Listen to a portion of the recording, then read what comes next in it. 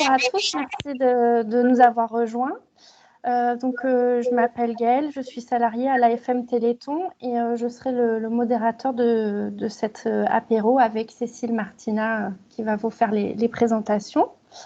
L'AFM, c'est une association de malades et de parents de malades qui se battent contre des maladies qui atteignent les muscles. L'objectif, son objectif, c'est de développer des traitements innovants pour guérir ces maladies rares et évolutives et aussi d'accompagner les familles pour vivre au quotidien le mieux possible avec cette maladie. L'association développe une stratégie d'intérêt général sur les recherches qu'elle soutient. Et donc, elle soutient des recherches dans de nombreuses pathologies rares qui concernent l'œil, le foie, le sang, la peau, les déficits immunitaires et les muscles. Et aujourd'hui, grâce à vous, grâce aux donateurs, aux adhérents, aux bénévoles qui sont sur les animations Téléthon et aux partenaires, des premières victoires sont remportées sur la maladie et de nouvelles restent à remporter parce qu'il y a encore beaucoup de malades qui attendent un traitement. Le combat continue grâce au soutien du Téléthon. Pour la fête de la science, on propose un dispositif un peu inédit avec des visioconférences comme ce soir. Donc, toute la semaine, vous pouvez assister à des conférences avec des chercheurs qui sont soutenus par le Téléthon. Et avant de passer la parole à Cécile, je voulais juste vous expliquer que cet atelier est enregistré. Et aussi vous dire que si vous souhaitez poser des questions pendant l'intervention, il n'y a pas de problème. On va vous conseiller d'aller cliquer sur en haut à droite de votre écran. Vous voyez peut-être une petite main. On vous propose de cliquer dessus pour nous faire signe. Et puis, on vous donnera la parole au cours de l'intervention. Vous pouvez poser votre question en allumant le micro et la caméra de votre ordinateur. Et par contre, pendant la présentation, on vous invite à couper les micros pour éviter toute interférence. Voilà, je passe la parole à Cécile.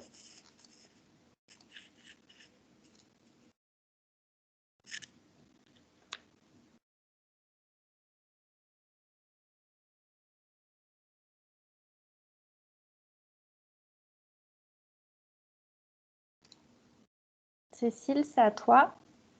Ah, je crois qu'on a perdu Cécile.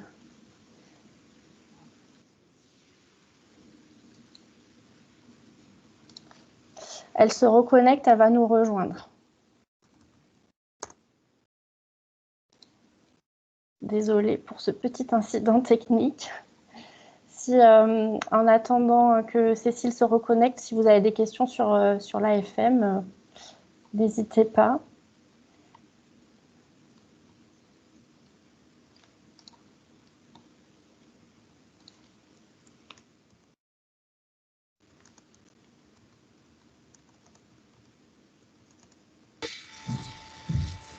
Alors, je crois qu'on a récupéré Cécile.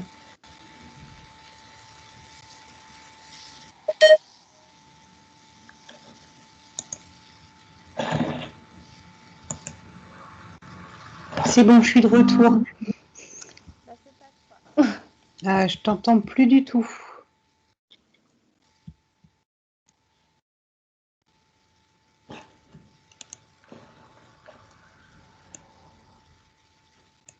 Est-ce que vous m'entendez bien? Oui, on t'entend.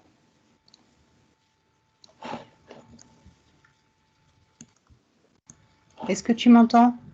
Oui. D'accord. Bon, je vais peut-être commencer. Oui.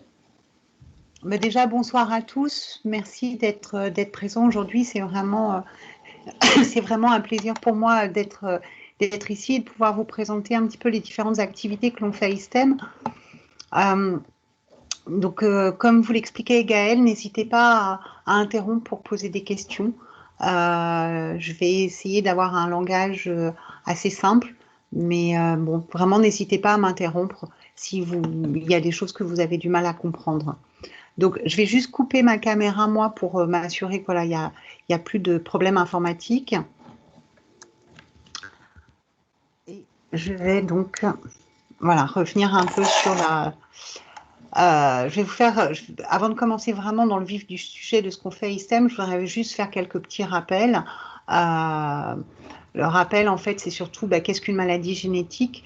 Une maladie génétique, en fait, c'est une maladie qui vient d'une erreur dans la séquence de notre ADN, qui va entraîner une perte d'information ou une mauvaise information, et ça aboutit à des fonctions qui peuvent être perdues ou anormales. Alors là, je vous ai donné un tout petit exemple. Hein. On peut imaginer que l'ADN, finalement, c'est un peu comme notre livre, avec des phrases, et donc ça peut être « Vive la fête de la science ». Et puis là, il y a ce qu'on appelle, nous, dans notre jargon, une mutation stop, c'est-à-dire qu'il y a un point qui s'est introduit et ça fait « vive ». Et on a perdu vraiment tout le sens de la phrase. Quelques chiffres clés également.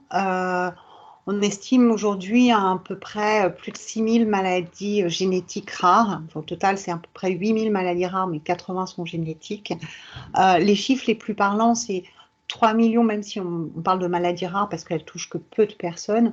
En fait, mis bout à bout, ça fait 3 millions de personnes qui sont concernées en France, 30 millions en Europe. Et moi, le chiffre que je trouve vraiment extrêmement marquant, c'est qu'une personne sur 20 est concernée par une maladie rare. Alors, qu'est-ce que ça veut dire pratiquement? Ça veut dire qu'une personne sur 20 est porteuse d'une mutation. Alors, ça ne veut pas forcément dire que ses enfants vont développer la maladie, mais il se peut avec... que si son conjoint porte également une mutation, eh bien dans ces cas-là, les gènes vont se rencontrer et à ce moment-là, l'enfant risque de développer une maladie. Alors, les moyens, les pistes thérapeutiques, il y a, comme on parle de gènes dont la fonction est altérée, c'est vrai que la piste qui nous vient principalement à l'esprit, c'est la thérapie génique, c'est-à-dire ramener un gène qui est corrigé ou essayer de corriger ce gène. Et puis moi, je vais plus vous parler également de ce que nous, on fait à ISTEM sur la thérapie cellulaire, c'est-à-dire que cette fois-ci, on ne touche pas du tout aux gènes, on va essayer de remplacer des cellules malades par des cellules non malades. Et je vous parlerai également, même si dans le titre, ce n'était pas indiqué, mais d'une autre approche qu'on fait et qu'on essaie de développer à ISTEM, et je vous montrerai un exemple en fait de résultats qu'on a obtenus en recherche pharmacologique, c'est-à-dire essayer, alors à nouveau, on ne cherche pas à corriger le gène, mais on essaie de trouver des médicaments qui vont être capables de corriger des défauts associés à la mutation.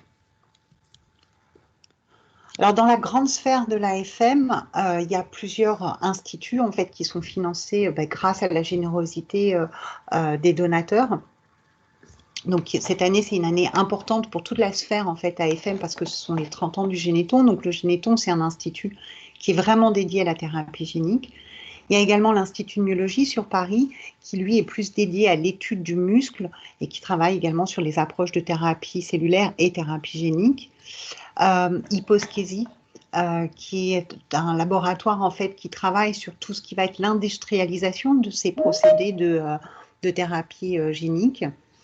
iMotion, qu'on connaît peut-être un petit peu moins, qui est un institut dans Paris qui est vraiment dédié à la mise en place des essais cliniques, surtout pour ceux qui visent en fait les enfants.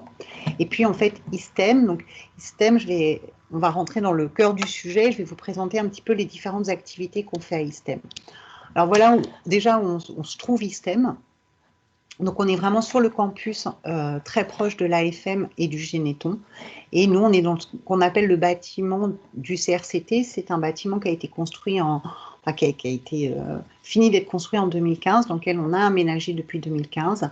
C'est le bâtiment de la recherche clinique et translationnelle. Donc c'est vraiment un bâtiment qui est dédié à tous les projets de recherche qui visent à aller chez le patient. Donc maintenant, je vais rentrer vraiment dans le vif du sujet, ISTEM. Qu'est-ce qu'on fait vraiment à ISTEM? Alors ISTEM, c'est un institut qui a été créé en 2005 par Marc Péchanski.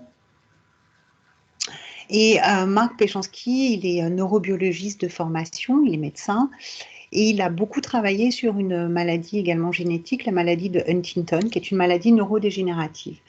Et Marc est très connu dans le domaine de Huntington, de la maladie de Huntington, parce qu'il a été vraiment pionnier dans ce domaine, puisque ça a été le premier à penser à une solution de thérapie cellulaire pour cette maladie. Et ça a été le premier, en fait, à mettre en place des essais cliniques dans le cadre de cette maladie, des essais cliniques de thérapie cellulaire. Donc, ils prenaient des neurones issus de fœtus qui étaient obtenus après interruption volontaire de grossesse, et puis ils les greffaient chez des patients. Et ces expériences avaient montré un certain bénéfice pour les patients atteints de Huntington. Le problème qu'a rencontré Marc, c'est que très vite, il a réalisé que c'était très lourd à mettre en place, et surtout, si on voulait pouvoir soigner énormément de patients, il fallait avoir beaucoup de cellules. Donc, il a vraiment réfléchi en fait à des alternatives, et c'est comme ça en fait qu'il a eu l'idée d'aller vers les cellules souches. Et donc, depuis 2005, toutes nos activités sont tournées autour de 3 mots-clés: cellules souches, maladies génétiques et thérapeutiques. Alors, pourquoi des cellules souches? Tout d'abord, il faut savoir que des cellules souches, on en a à tout âge. Un exemple le plus flagrant, hein, c'est que vous vous coupez, vous vous blessez sur la peau, vous allez cicatriser, parce que les cellules souches de votre épiderme vont se régénérer et vont reformer une couche de peau. Donc ça, c'est vraiment voilà, l'exemple le plus flagrant du fait qu'on a tous, même adultes, certaines cellules souches.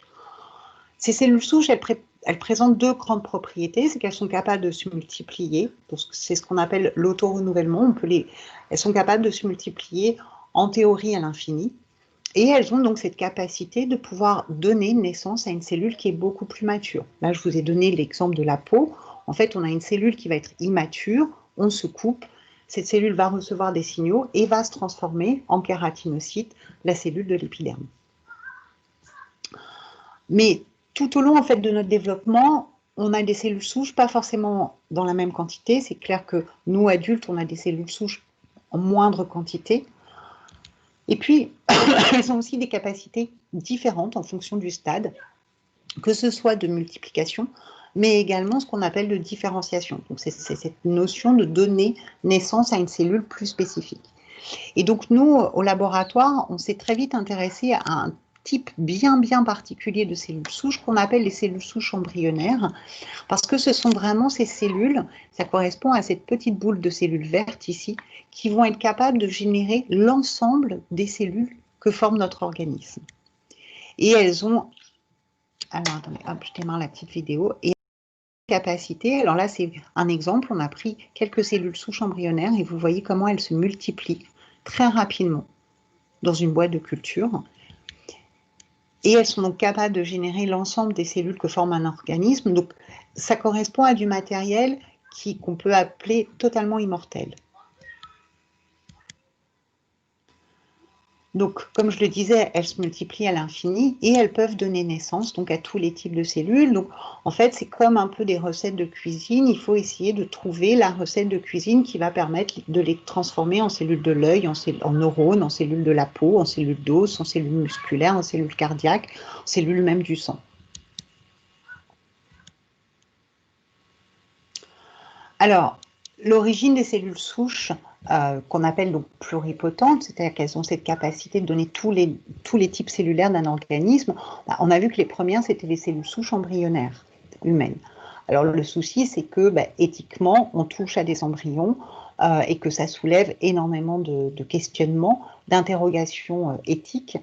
Donc là, la nouvelle loi de bioéthique a été passée en France, donc on a maintenant le droit d'utiliser plus librement ces cellules souches embryonnaires humaines, en particulier pour aller vers la mise en place de traitements. Mais ce qui a été vraiment une révolution dans notre domaine, c'est la découverte en fait de Shinya Yamanaka, dont vous avez la photo ici, qui a d'ailleurs sur ses travaux reçu le prix Nobel en 2012. En fait, le docteur Yamanaka a identifié un procédé qui permet, à partir d'un tube de sang, de convertir les cellules du sang dans des cellules qui présentent exactement les mêmes propriétés que les cellules souches embryonnaires humaines, à savoir se multiplier à l'infini et donner naissance à tous les types cellulaires d'un organisme. Et c'est ce qu'on appelle les cellules souches induites à la pluripotence. Alors, cette découverte, forcément, elle a révolutionné le domaine parce que ça ouvrait des perspectives incroyables. Ça veut dire qu'en théorie, on peut imaginer, à partir d'un tube de sang de 5 ml, transformer pour chacun d'entre nous nos propres cellules sanguines dans des cellules qui vont être immortelles. Ce qui veut dire que si un jour on aura besoin d'une greffe, on pourrait aller chercher nos propres cellules. Alors, maintenant, pourquoi faire des cellules souches? Clairement, comme elles ont cette capacité, cette plasticité de pouvoir donner naissance à tous les types cellulaires, on peut très bien envisager les utiliser pour de la médecine régénératrice. De la modélisation pathologique, c'est-à-dire qu'on a accès à des cellules issues de patients. Donc ça peut être un tube de sang d'un patient. On les convertit dans ces cellules souches induites à la pluripotence et on va avoir des cellules jeunes, extrêmement jeunes, qui portent la mutation. Donc ça va nous permettre, et je vous montrerai, je vous expliquerai ça un petit peu plus en détail, mais comment on peut essayer de comprendre comment marche une mutation dans un processus biologique, comment la présence d'une mutation peut affecter une cellule dans son fonctionnement.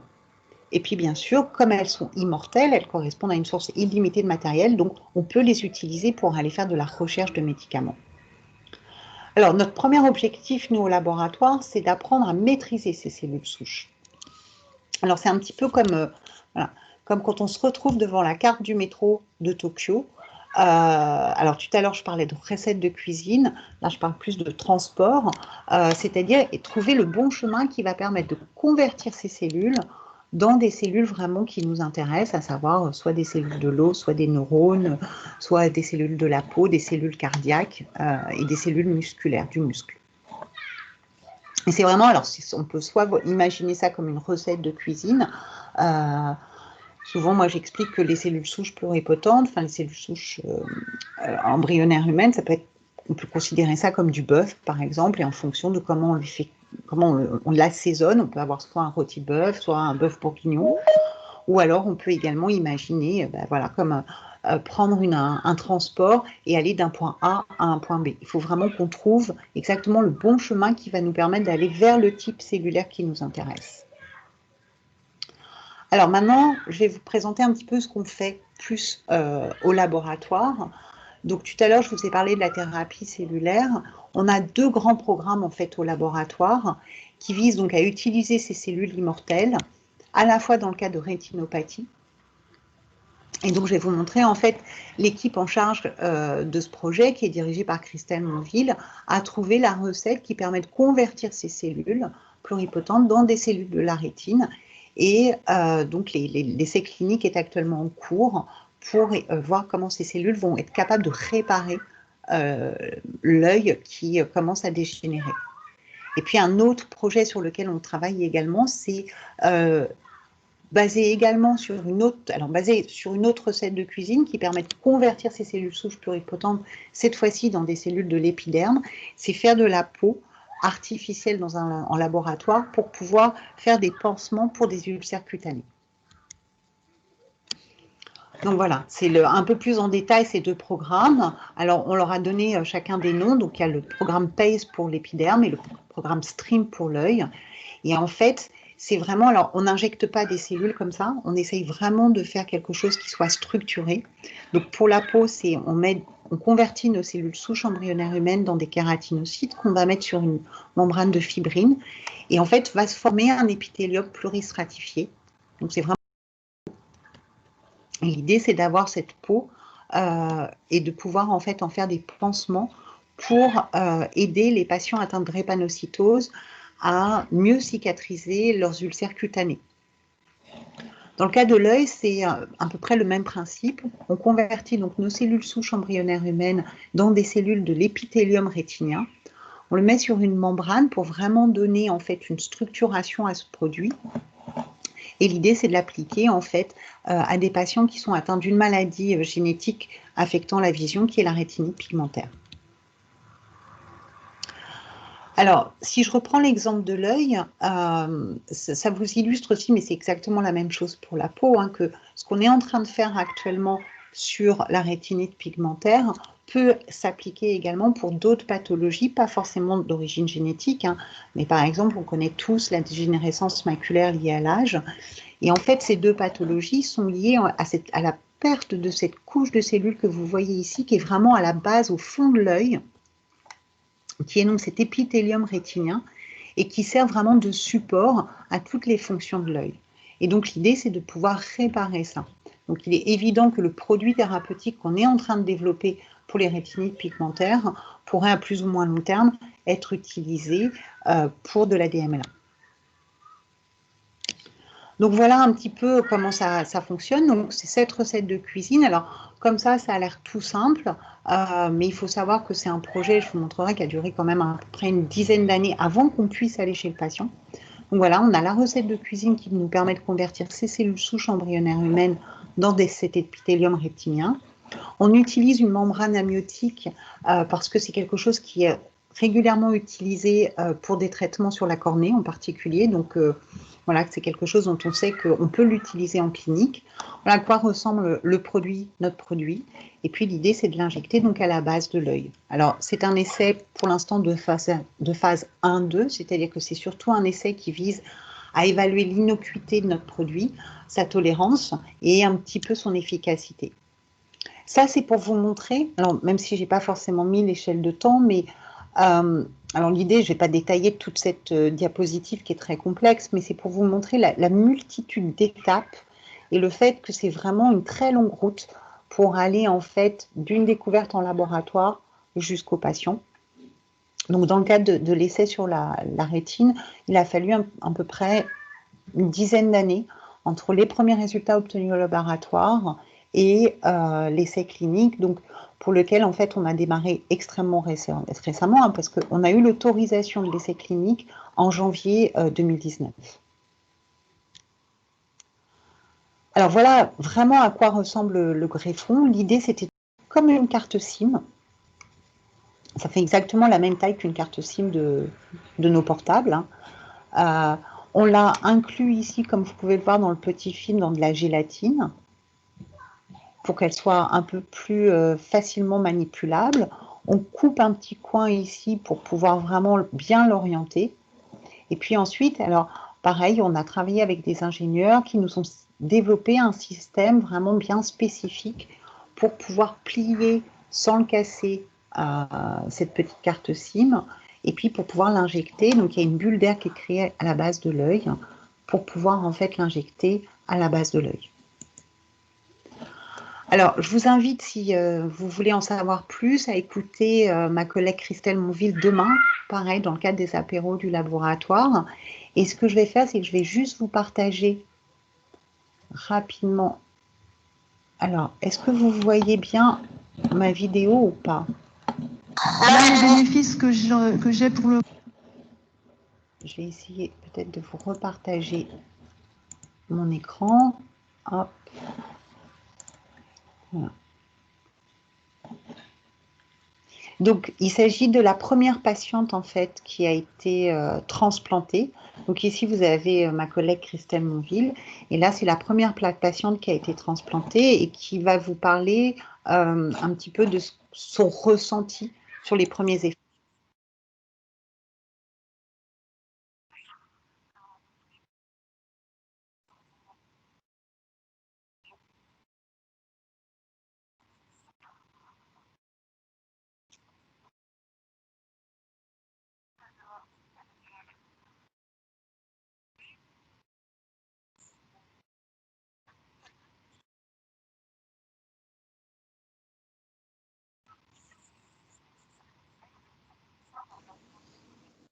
En fait, on n'entend pas très bien le son. Si ça vous intéresse, on va mettre le lien dans la conversation. Voilà. Je suis désolée parce qu'a priori, donc, vous n'entendez pas forcément bien le son. Donc en fait, ce qu'il faut savoir sur cette patiente, alors Gaëlle va vous mettre le lien de cette vidéo, donc vous pourrez voir l'intégralité de cette vidéo. Ce qu'il faut voir chez cette patiente, c'est que c'est une patiente qui a toujours été, en fait, qui est née aveugle, qui est née donc atteinte de rétinite pigmentaire, qui n'a jamais vraiment vu. Et en fait, ce qu'elle décrit dans sa vidéo, et je trouve ça extrêmement intéressant et quasiment magique, en fait, c'est qu'elle explique qu'un an après la greffe, alors, elle n'a pas retrouvé la vision, mais elle voit le brillant de sa bague. Elle commence à décerner plus l'effet de la lumière, en fait, ombre, lumière. Voilà, donc ça montre quand même que le produit thérapeutique est en train de faire quelque chose chez cette patiente qui est en train, alors absolument pas de recouvrer la vue malheureusement, mais en tout cas qui perçoit un petit peu mieux la lumière. Donc voilà, à nouveau, je vous invite vraiment, si vous voulez en savoir plus sur ces résultats, à écouter ma collègue Christelle demain aux apéros au labo, 18h30. Donc pareil, je pense que Gaëlle pourra vous remettre le lien sur la conversation. Maintenant, je vais vous parler de quelque chose qu'on connaît peut-être un petit peu moins sur les cellules souches, et c'est donc une autre application. C'est une application pour ce qu'on appelle de modélisation pathologique. C'est un nom un peu compliqué, mais qui juste permet de montrer qu'en fait, on va utiliser ces cellules pour mieux comprendre l'effet de la mutation sur la cellule, et puis d'essayer de voir comment on peut utiliser ces cellules malades pour faire de la recherche pharmacologique. Alors, même chose, est-ce que vous entendez bien le...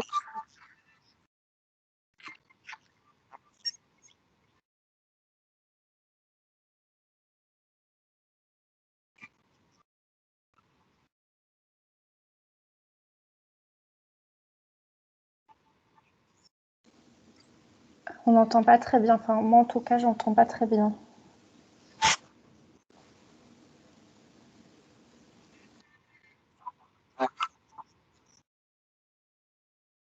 Alors, attendez, je vais essayer de relancer. Non, je vois qu'en effet, vous n'avez pas de son. Alors, ce qui est bizarre, c'est qu'on avait fait un essai avec Gaëlle et que ça marchait très, très bien. Donc, je vais essayer de relancer ma vidéo. Je m'excuse vraiment pour ce souci. On va essayer comme ça. Alors, en fait, là, c'est une petite vidéo qui va vous expliquer un petit peu mieux la modélisation.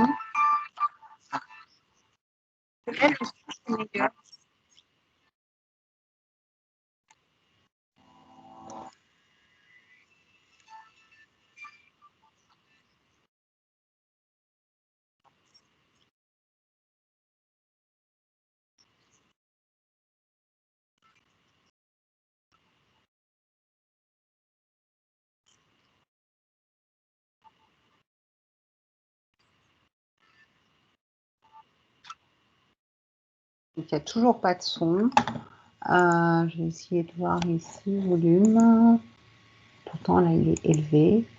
Bon, je vais vous le passer comme ça, sans le son, et je vais vous l'expliquer moi-même. Alors, il faut que maintenant la vidéo redémarre.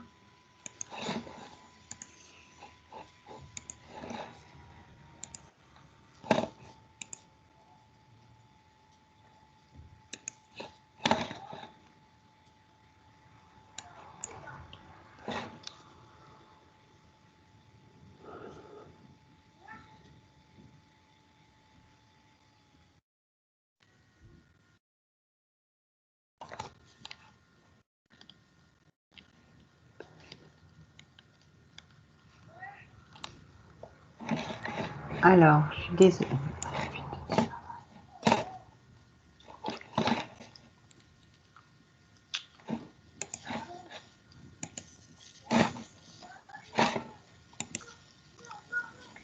En attendant, je vais Alors, vous mettre que dans la tout marchait, conversation. est-ce que vous m'entendez là? On Je suis vraiment t'entend. désolée. Tout marchait très bien, et là, ça ne marche plus. C'est toujours les joies. En tout cas, on t'entend. Donc, je vais essayer de me reconnecter.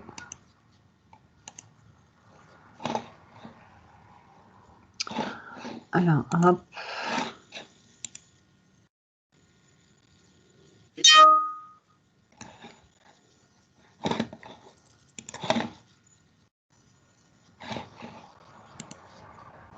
Est-ce que là, vous revoyez mon écran?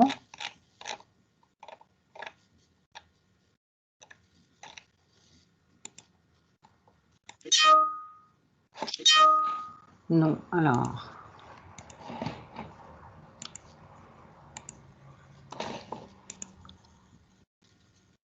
Voilà, là, vous devriez voir mon écran. Voilà. Donc, mille excuses pour ces petits soucis. Donc, je vais... Voilà. C'est pas grave, je vais le faire sans le son.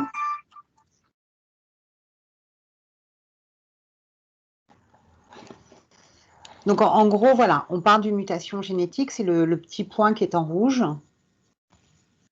sur notre ADN. C'est l'erreur. Donc ça vous redonne un petit peu les chiffres que je vous ai donnés en introduction. Donc tout ça, c'est des vidéos qui sont disponibles en fait sur notre site internet ISTEM. Donc vous voyez en fait les cellules souches pluripotentes qui vont se diviser.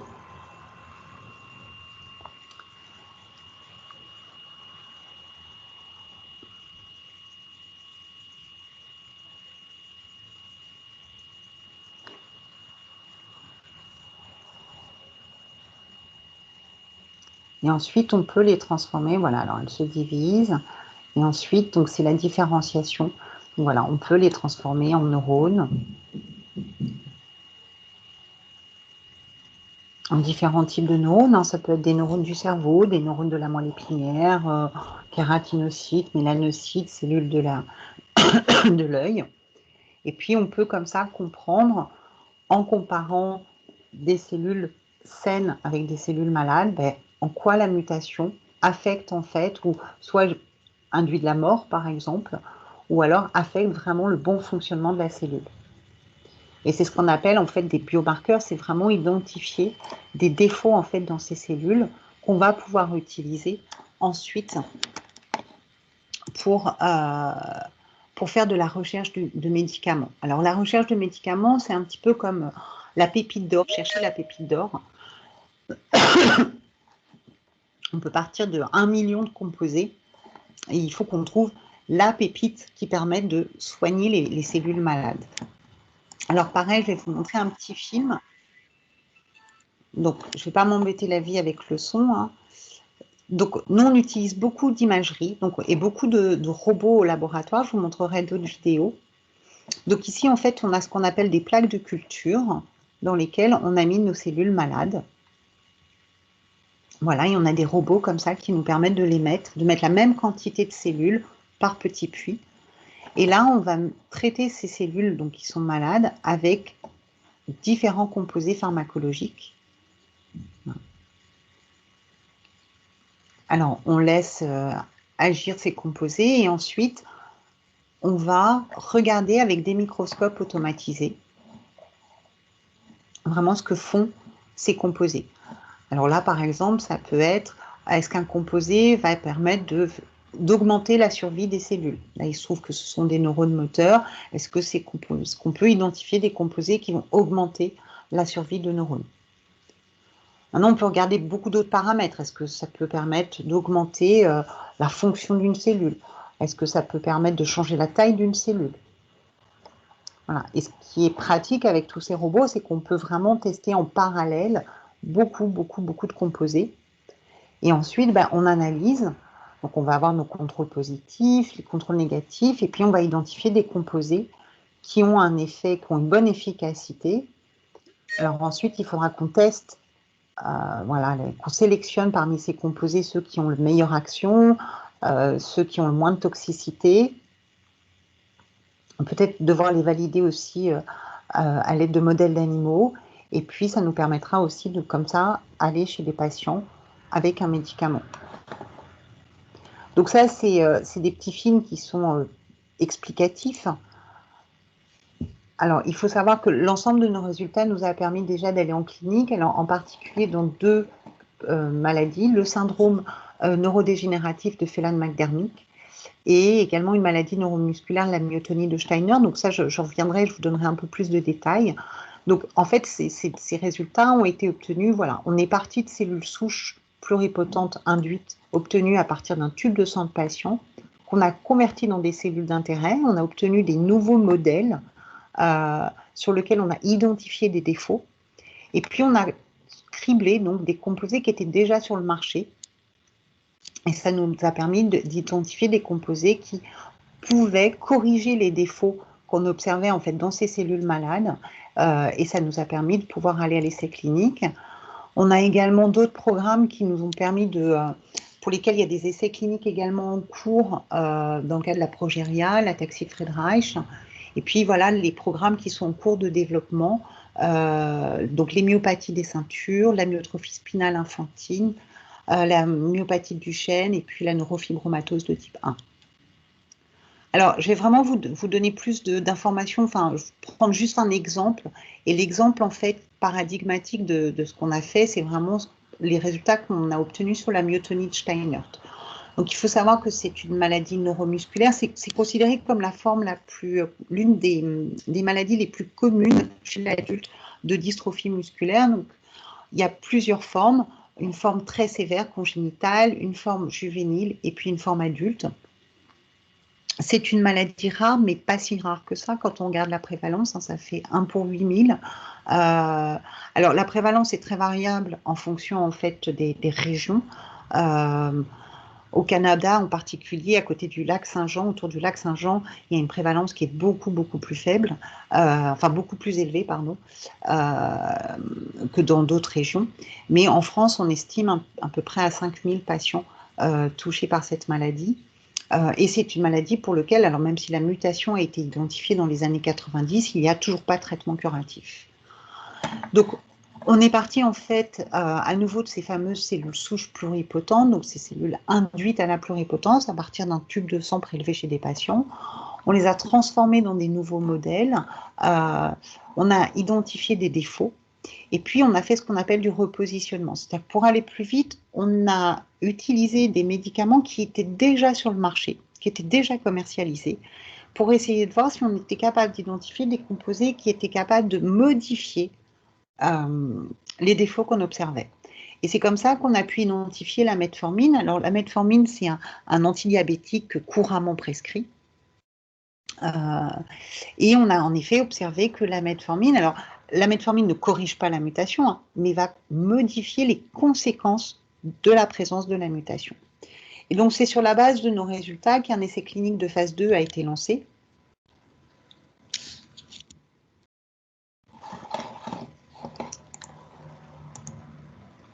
Voilà, donc ça a été un essai qui a marché sur une année. C'était un essai donc de phase 2, donc ça veut dire en double aveugle, avec 20 patients traités placebo, 20 patients qui ont reçu en fait de la metformine. Et ça, c'est les résultats qu'on a obtenus en fait sur le test de 6 minutes de marche. Donc vous voyez que ça, c'est la moyenne en fait dans la capacité des patients sur une année à marcher pendant 6 minutes. Et ça, c'est les patients qui ont été traités par de la metformine. Alors, ce n'est pas le médicament miracle, hein, il y avait eu quand même quelques effets secondaires chez certains des patients. Mais c'est vrai qu'on a vu quand même un bénéfice, un certain bénéfice de ce médicament. Alors, ce qu'il faut savoir, c'est que là, c'était un essai de phase 2, donc ça veut dire qu'il y avait peu de patients, 40 au total. Il y a un essai de phase 3 qui est en lancement, qui vient d'être démarré en Italie. Et qui là, ça inclura beaucoup plus de patients, plus de 200 en fait. Et comme ça permettra de mieux voir, de mieux évaluer l'efficacité de la metformine. C'était surtout pour nous une première parce que ça nous permettait vraiment, il y avait très peu d'essais cliniques pour cette maladie et donc ça nous a permis en fait très rapidement de pouvoir proposer en fait à certains patients un médicament. Alors à nouveau, ce n'est pas un médicament miracle, mais en tout cas, il a induit chez certains patients quelques effets bénéfiques. Alors maintenant, j'ai parlé de thérapie cellulaire, j'ai parlé de criblage pharmacologique. Il faut savoir que quand on veut vraiment, enfin quand on veut aller vers ces applications, on a besoin de beaucoup de cellules. Alors au début, je vous ai expliqué que ces cellules, elles étaient immortelles, elles se multipliaient à l'infini, mais on a quand même besoin de beaucoup d'automates pour s'assurer en fait de leur bonne production. Donc on a mis en place à ISTEM différentes plateformes technologiques qui font aussi notre renommée, hein, parce qu'on est un laboratoire qui innove à la fois scientifiquement, mais qui innove aussi au niveau technique. Et donc, c'est vraiment grâce à l'aide de ces plateformes qu'on arrive à faire ça. Donc, ça va en fait d'une équipe qui est dédiée vraiment à la biologie cellulaire, qui va travailler sur tout ce qui est optimisation des protocoles, la standardisation, la mise en place de contrôle qualité, pardon. Et ça, c'est d'autant plus important quand on parle de thérapie cellulaire. Une équipe qui est dédiée à tout ce qui est production cellulaire. Et donc, je vais vous montrer un petit peu ce que ça veut dire. C'est vraiment production de quantité énorme de cellules. Une équipe qui nous aide justement à faire tous ces essais de criblage pharmacologique. Donc, mettre en place les essais, les criblages, les analyses, les statistiques. Dans le petit film que je vous ai montré, vous avez vu les microscopes. Alors, c'était un dessin animé, mais c'était des microscopes automatisés. Donc, ça, pareil, on a mis en place une équipe en fait, qui nous aide à mettre en place ces microscopes et à les faire tourner, à faire les analyses. Et puis, on a une équipe également qui s'intéresse à mieux comprendre ce qui se passe dans la cellule malade par des approches qu'on appelle de omics, c'est-à-dire vraiment à aller regarder comment ces cellules malades sont affectées en termes d'expression beaucoup plus large. Plutôt que de regarder juste la mutation, on regarde vraiment l'expression de tout le génome pour essayer de mieux comprendre ce qui se passe dans ces cellules. Alors, pour la production cellulaire, voilà, je voulais vous montrer un petit peu ces automates qu'on a. On est un des seuls laboratoires à avoir cet automate de culture qui s'appelle le Compact T-Select et qui permet de faire des banques standardisées des cellules. Donc, à nouveau, c'est extrêmement important, en particulier pour la thérapie cellulaire, mais également pour la recherche pharmacologique. Donc, c'est un bras anthropomorphe qui provient de l'industrie automobile et qui est capable de manipuler en fait les flasques de culture sur lesquels on fait pousser nos cellules. Et l'avantage du robot, c'est qu'il travaille 24 heures sur 24, 7 jours sur 7, qu'il ne fait pas d'erreur. Et donc, comme ça, on est sûr en fait que les cellules vont être manipulées vraiment au temps T et dans les bonnes conditions. On a également toutes les plateformes en fait, qui nous aident à faire ces criblages pharmacologiques. Donc, c'est des petits robots, des petits automates, exactement comme dans le film que vous avez vu. Alors, la seule différence, en fait, c'est leur taille. Donc, ça, c'est deux automates qui sont plutôt de petite taille. Et ça, c'est un énorme automate sur lequel on peut aller tester plus de 1 million de composés. Donc, il faut savoir que sur cet automate, on a pu tester 1 million de composés. Et ça, c'est également toute la plateforme qui nous permet d'aller regarder en fait l'analyse des résultats de criblage. Et ça va alors, ça c'est des microscopes automatisés. Voilà à quoi ça ressemble. On met en fait toutes les plaques ici, et puis on a un bras qui va aller chercher les plaques pour aller regarder ce qui se passe au niveau des cellules. Et ça, c'est ce qu'on appelle la chimiothèque. C'est-à-dire qu'à partir du moment où on veut faire du criblage pharmaceutique, on a besoin d'une chimiothèque. Et nous, on utilise, c'est ce que je vous disais, beaucoup de composés qui sont déjà sur le marché, ce qui nous permet de faire du repositionnement et d'aller beaucoup plus vite. Alors, ça présente surtout un intérêt sur le fait que, comme ce sont des composés qui sont déjà sur le marché, on connaît déjà leur pharmacotoxicité et leur pharmacodynamisme.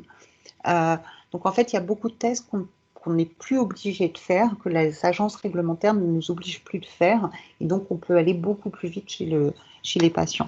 Alors, je ne sais pas si certains d'entre vous ont pu assister hier à l'apéro labo avec un autre collègue d'ISTEM, Xavier Nissan, et puis il y avait également un collègue de l'AFM, Alexandre Méja, voilà, qui ont parlé de ces approches en fait dans le cadre des maladies ultra rares.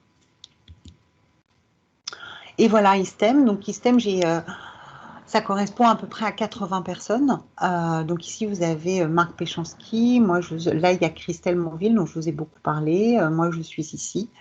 Voilà, j'ai repris une partie de la direction avec Marc depuis maintenant 5 ans. Je vous invite à aller sur ce site pour faire ça. C'est une adresse qui vous permet en fait d'aller sur un film. Alors, je vais arrêter de faire des essais avec mon ordinateur qui a l'air d'être devenu capricieux. Mais c'est un film qui vous permet de voir une vidéo en fait de la visite virtuelle de l'Institut. Donc, en ce temps un peu de Covid, on a fait un film en fait qui permet de résumer tout ce qu'on fait au laboratoire. Donc, je vous invite vraiment à aller le voir avant de pouvoir venir un jour nous voir, j'espère, en réel au laboratoire. Donc, maintenant, je vais laisser le temps à la parole. Si vous avez des questions, je vais peut-être remettre ma caméra et peut-être couper momentanément. Alors, on a une question dans la conversation. Sur quelle myopathie des ceintures vous allez faire des essais et dans un délai de combien de temps vous en êtes à quelle phase? sur la myopathie des ceintures. Est-ce qu'il y a des essais qui vont être faits? Alors, sur quelle myopathie des ceintures vous allez faire des effets? Dans un délai de combien de temps? Vous en êtes à quelle phase? Alors, pour les myopathies des ceintures, en fait, il y a des composés qui ont été identifiés par mon collègue Xavier Nissan.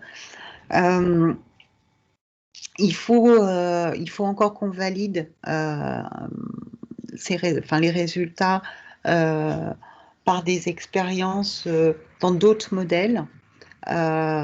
Après, je n'ai pas vraiment d'échelle de temps. C'est vraiment dépendant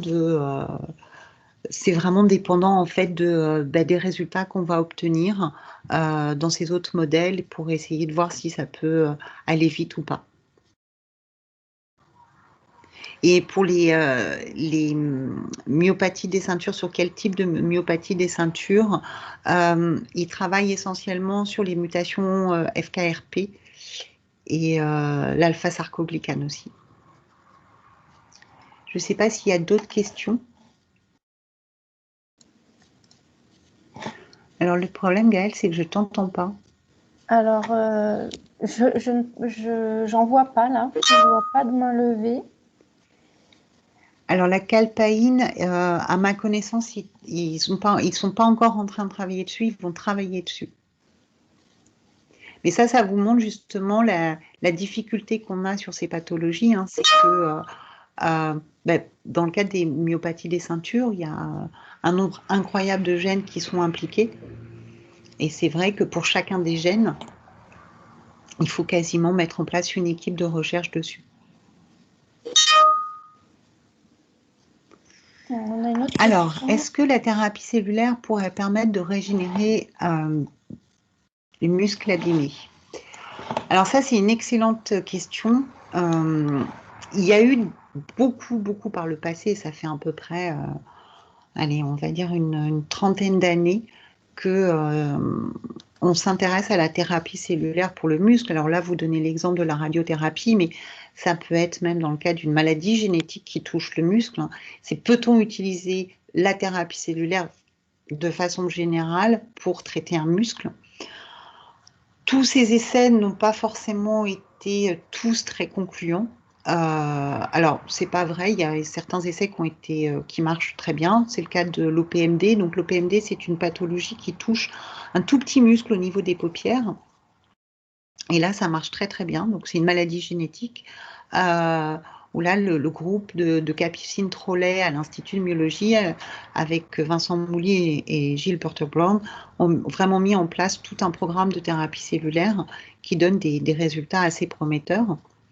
Donc ça semble être aussi dépendant de la taille du muscle. Il est évident que si on veut soigner les muscles des jambes, il faut mettre énormément de cellules. Quel type de cellules? Comment on met ces cellules? Est-ce qu'elles vont être rejetées ou pas par le système immunitaire? Voilà, c'est énormément de questions à l'heure actuelle sur lesquelles on travaille. Alors pour l'instant, je pense que pour moi, la réponse la plus honnête à donner, c'est pas pour demain la thérapie cellulaire du muscle, mais c'est peut-être pas une piste à totalement exclure. Et je pense que ça pourrait être au contraire quelque chose d'intéressant à exploiter. Combien de temps pour voir les effets de greffe? Alors, ça dépend vraiment de l'organe qui est greffé. Dans le cas, par exemple, alors si je redonne l'exemple de l'œil et de Wiza, qui 1 an après donnait des effets. Alors, à nouveau, je vous rappelle, ce n'était pas un essai qui était dédié normalement à mesurer l'efficacité, c'était beaucoup plus un essai qui devait mesurer l'innocuité de notre produit et la sécurité de notre produit. Mais c'est vrai qu'on a, elle-même spontanément est allée voir son médecin pour lui dire, mais je vois des choses, je commence à avoir des effets de lumière. Donc ça dépend vraiment de l'organe qui est traité. Il est évident, par exemple, que pour des greffes de neurones, comme ça a pu avoir lieu dans le passé, il faut peut-être plus de temps pour que les neurones s'installent et se connectent les uns entre les autres. Nous, on travaille sur des produits. Alors, ça dépend à la fois de l'organe, ça dépend aussi des cellules et du produit thérapie cellulaire qui est utilisé. En particulier, nous, on travaille sur des produits qu'on essaye de faire le plus complexe possible. Et comme vous avez pu le voir avec la carte SIM, on donne une orientation. Alors, pourquoi on donne une orientation? parce qu'on sait que à la base de l'œil, cette couche de cellules qui dégénère, il y a un côté, comme une pile, il y a un côté positif et un côté négatif, et qu'il ne faut vraiment pas se tromper. Alors, il y a d'autres personnes, il y a eu d'autres essais dans le monde, hein, où là, ils ont plutôt injecté des cellules en se disant, on va attendre que les cellules se mettent en place toutes seules. Bon, nous, on préfère travailler sur quelque chose de peut-être un peu plus complexe au départ à mettre en place, mais dont on sait, enfin, dont on espère que l'efficacité sera plus rapide. Donc voilà, je ne peux pas malheureusement donner une réponse précise. Ça dépend vraiment du type d'organe qui est traité et des cellules qui sont utilisées. Est-ce qu'il y a une différence d'efficacité entre la thérapie cellulaire et la thérapie génique? Alors, ça, c'est une question, pareil, qui est difficile à répondre ce soir. Vous posez des questions très compliquées. En fait, on peut pas, c'est vraiment difficile de comparer parce qu'on ne fait pas du tout la même chose. La thérapie génique, on va soigner le gène. On va essayer soit de le corriger, soit on en apporte une nouvelle copie. La thérapie cellulaire, on va vraiment essayer de réparer l'organe. Donc, on ne fait pas tout à fait la même chose. Pareil, on n'utilise pas les mêmes outils. On n'a pas les mêmes problèmes, entre guillemets. C'est-à-dire, alors, on a des problèmes qui vont être un peu similaires, mais les problèmes de contrôle qualité, par exemple, clairement, on travaille avec des produits qui doivent être extrêmement bien standardisés, pour lesquels il faut vraiment... Alors, je vous ai parlé d'hyposkésie en introduction. Voilà, il faut commencer à créer, et ça, c'est la force de l'AFM qui a eu cette vision... qui a été visionnaire dans ce domaine, c'est-à-dire créer des structures de bioproduction à large échelle. En thérapie cellulaire, on en est encore un peu loin. Donc, il va falloir aussi qu'on envisage ces étapes-là de bioproduction. Voilà. Donc, c'est pas du tout on ne peut pas comparer les deux choses. Ce sont des choses à part. Par contre, ce sont des thérapies qui sont complémentaires. C'est ce qu'il faut voir. Est-ce que les traitements sont efficaces même lorsque la myopathie est avancée? Alors là, si j'ai bien compris la question, c'est quel que soit le traitement, thérapie génique, thérapie cellulaire. Alors, thérapie cellulaire pour les myopathies, il n'y en a pas. Donc, je vais plutôt me baser dans le côté thérapie génique. Mais c'est reste encore une limitation. Hein. Quand on regarde ce qui est fait, par exemple, sur la myotrophie spinale infantile, c'est évident, et c'est pour ça que je pense que thérapie cellulaire et thérapie génique sont complémentaires. Il est évident que quand on veut réparer un gène, par exemple, si l'organe est déjà énormément affecté, si on a perdu énormément de cellules, la thérapie génique n'aura peut-être pas la même efficacité. Donc à ce moment-là, la thérapie cellulaire pourrait venir en complément. Voilà, je ne sais pas si j'ai bien répondu à votre question.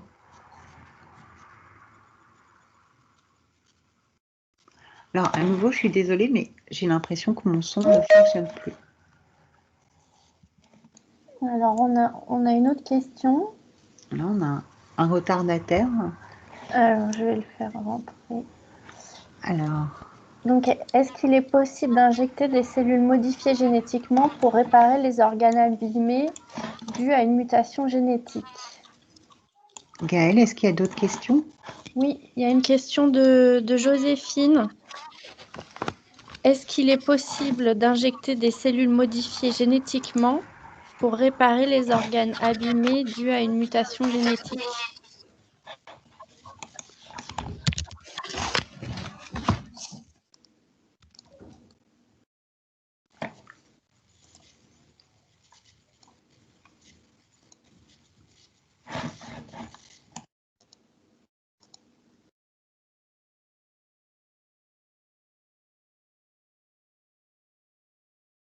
Ah, j'ai l'impression que Cécile a perdu le son.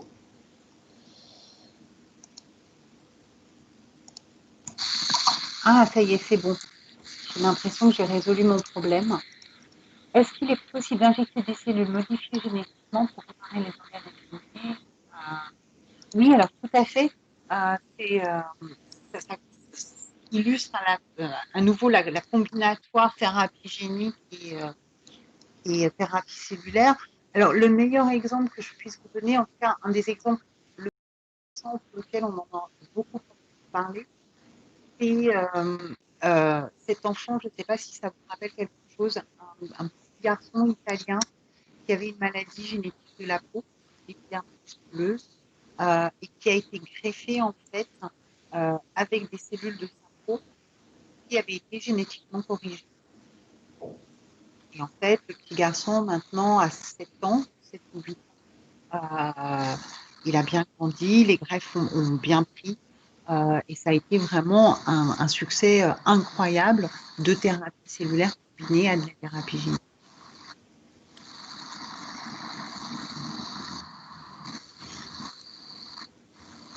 Est-ce qu'il y a d'autres questions?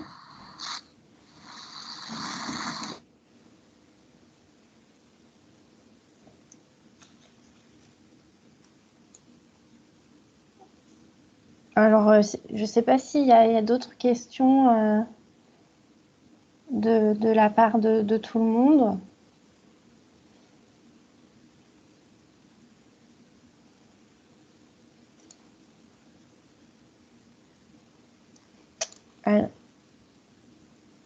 Alors donc, s'il n'y a plus de questions, je voulais vous souhaiter à tous un grand merci au nom de l'AFM et des malades. Et donc, vous inviter, si vous avez, si ça vous a plu, il y a d'autres conférences qui vont avoir lieu toute la semaine et samedi matin. Donc, Cécile vous a parlé de la conférence avec Christelle Monville demain. Donc, n'hésitez pas à aller sur le site de la Fête de la Science que je vous ai indiqué dans les commentaires et que je vais vous remettre là. Et puis, si le Téléthon, donc on vous donne rendez-vous pour le Téléthon le 4 et 5 décembre prochain. Et si vous voulez vous mobiliser à nos côtés, on vous invite à faire un tour sur le site afm-téléthon.fr pour soit si vous souhaitez organiser une animation ou faire un don. Merci à tous. Moi, je voulais vraiment aussi me joindre à Gaëlle pour vous remercier de votre patience parce que je suis désolée. Pourtant, on avait bien répété avec Gaëlle. Ça faisait 2 fois qu'on s'était entraîné, il n'y avait pas eu de bug. Et voilà, au moment de commencer, il y a eu un bug informatique. Donc, vous remercier pour l'intérêt que vous avez porté déjà à ces fêtes de la science. Pour l'intérêt que vous portez en fait aux travaux que nous on peut faire dans le cadre de l'AFM Téléthon. Et voilà, et à nouveau redire que le Téléthon cette année ça va peut-être être un peu plus compliqué que les autres années, mais on a toujours fait face à toutes les difficultés. Et donc on compte sur vous les 3 et 4 décembre. Donc voilà, un grand merci à tous et une bonne soirée. Et je vous encourage vraiment à continuer à assister à des conférences jusqu'à samedi. Bonne soirée à tous. Merci encore Gaëlle. Merci Cécile. Bonne soirée à tous.